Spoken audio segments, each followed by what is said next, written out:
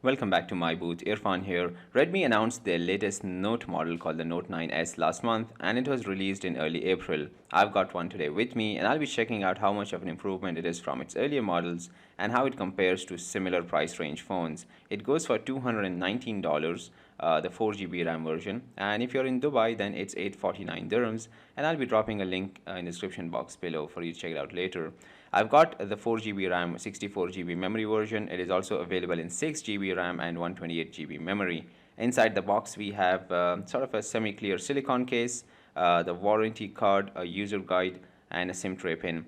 Then we have the phone, of course. I've got the interstellar gray color. There are two more colors, the aurora blue and the glacier white. I have to say though, the gray is also slightly bluish, and I kind of like it. Anyways, other than the phone, we also have an 18 watts fast charging brick and a USB-C cable. This is indeed a big phone, a little over 6.5 inches tall. Weight is 209 grams, pretty average, but very slim. It's 8.8 millimeters thick. The back is nice and plain and shiny with just a Redmi logo and the 4-camera setup.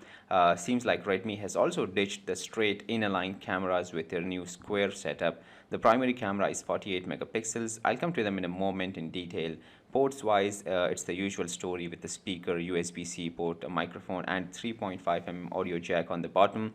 On the right side, you have the power button, which is also the fingerprint sensor, alongside the volume buttons. There's also an infrared blaster on the top to use the phone as a remote control, I think. The front and back is Corning Gorilla Glass 5, and the frame is plastic. The SIM tray has two nano SIM slots and one dedicated memory card slot. The fingerprint sensor is pretty quick and accurate as expected. There is also face unlock based on a 2D picture you click in the beginning while setup. It's not that bad, but I would stick to the fingerprint as it is faster comparatively. We've got a punch hole in display, 16 megapixel selfie camera. The screen is a massive 6.67 inches with a screen to body ratio of 91% and a 20:9 aspect ratio, Corning Gorilla Glass 5. It's a beautiful crisp display, 1080 by 2400 pixels, Full HD plus with popping colors, and the blacks are very close to 100% black. It's running Xiaomi's own MIUI 11 based on Android 10, and overall it is a very snappy and fluent and contemporary user interface. It doesn't come with unnecessary bloatware. There's also mini things that make it fun, like the app explosion animation when you uninstall something. Unlike other phones and UIs where you can select a night mode for a warmer temperature on the screen, in this you can actually select a color scheme of your choice. You can select it to be cool, warm, default, which is the standard white, and you can even adjust the tint accordingly as you feel comfortable. So this is something new. You can switch between on-screen navigation buttons and gesture controls for better one-handed use. And there's also a very well-designed dark mode, which works in the UI as well as third-party apps.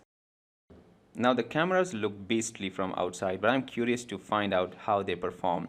We've got a primary 48 megapixels camera, the 8 megapixels ultra-wide 119 degrees lens, the 5 megapixels macro lens, and the 2 megapixels depth sensor for bokeh portraits. The 48 megapixels camera is pretty close to other similar cameras I have tested earlier, like the Realme 5 Pro. It is very detailed. You can zoom in a great deal and check out how detailed the image is. Nice and balanced colors and saturation in light and shadowed areas. You can zoom in up to 2x, which is a little drawback because most of the phones in similar range are offering 5 and all the way up to 10 or 20x hybrid zoom. This one is just limited to 2. The ultra wide is good, not great, pretty much what you would expect from them.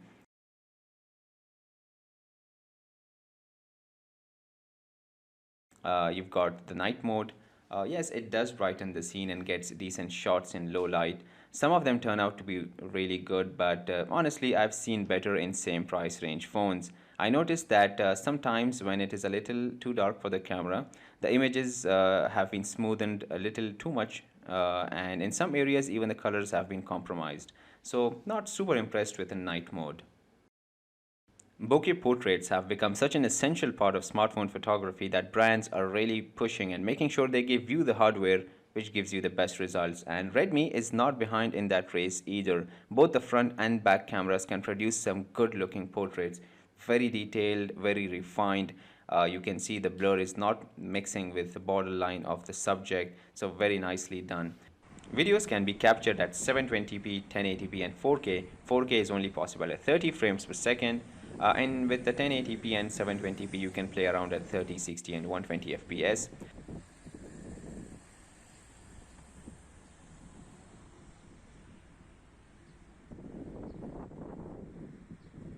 There is one very weird thing which I wanted to share with you guys. When you switch on the video mode, all seems okay when the 4K is selected or 1080p 60 FPS is selected.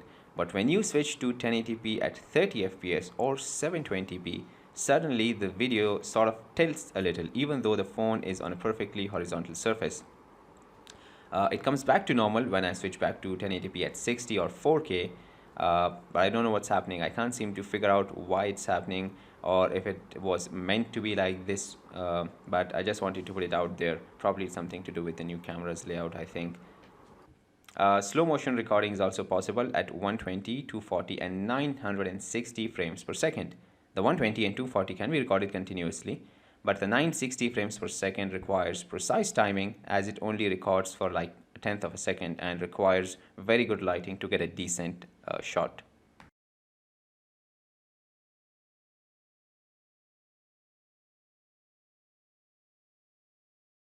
Finally, the front camera, 16 megapixels. As I mentioned earlier, it can capture some really great selfies, keeps the subject nice and sharp and clear and gives it a refined edge. The blur is nice. You can play around with its face toning features too and whatnot. So overall, the camera's pretty decent setup, rear and front. After cameras, we move to the processor. Now, Redmi has really upped their game by bringing in a Qualcomm Snapdragon 720G into a budget phone. Now, this is a powerful processor with an Adreno 618 GPU, octa-core engine with 2 cores clocked at 2.32 GHz and 6 cores at 1.8 GHz. I got multi-core benchmark scores of 1694 on Geekbench 5, which is just below the Poco phone F1 running the Snapdragon 845. Numbers aside, this thing really is a beast. I played for more than half an hour straight, including a full classic game of PUBG, and it did not heat up at all, like nothing. It was as cool as leaving a phone untouched for hours. Now it really blew me away. Games run on it smooth without any hiccups, whether it be heavy games like PUBG or Asphalt, or light but fast-paced games like Shadow Fight or Knife Hit, Rodeo Stampede, etc. You've also got a dedicated game boost turbo mode built into the UI and helps with optimizing the game performance and holding off notifications based on how you customize it. You can even access your apps in the game screen. You can open a browser, you can open WhatsApp and Facebook while the game is running. So that is something to look at. The battery in here is 5020 milliamp hours, which is a big upgrade from the Redmi Note 8 Pro, which had 4000 milliamp hours. This is huge. It's surprising how they have fit in such a massive battery into a phone that is only 8.8 millimeters thick. It comes with 18 watts fast charging, but the brick supplied has actually a rating of up to 22.5 watts. It took me an hour and 50 minutes to charge from 0 to 100, and so far the battery hasn't run out in my third day of testing. When I unpacked the phone 3 days ago and played with it a little, there was 35% remaining and I was done. I wanted to see how long it will take to drain that. I ran YouTube videos on autoplay continuously for 5.5 hours to deplete the last 35%. And then too, the phone did not heat up a single degree. So yeah, kudos on that, Redmi.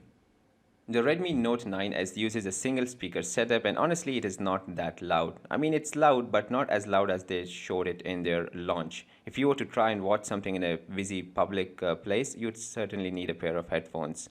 But the bass is pretty okay compared to other phones, so there's that.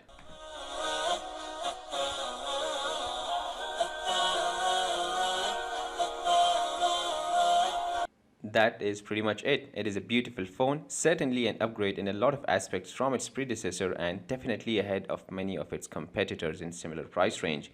It has a slim, stylish body, Corning Gorilla Glass 5 protection all around. There's also a coating on the camera lens, a big and stunning 6.67 inches Full HD Plus display, 4 cameras.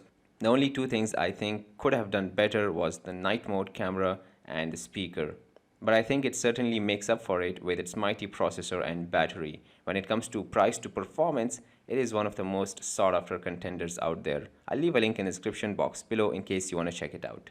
That's it for now, guys. If you enjoyed this video, please hit that like button below and share the video with your friends and family. They'll watch it. What else is there to do? Everyone is sitting at home.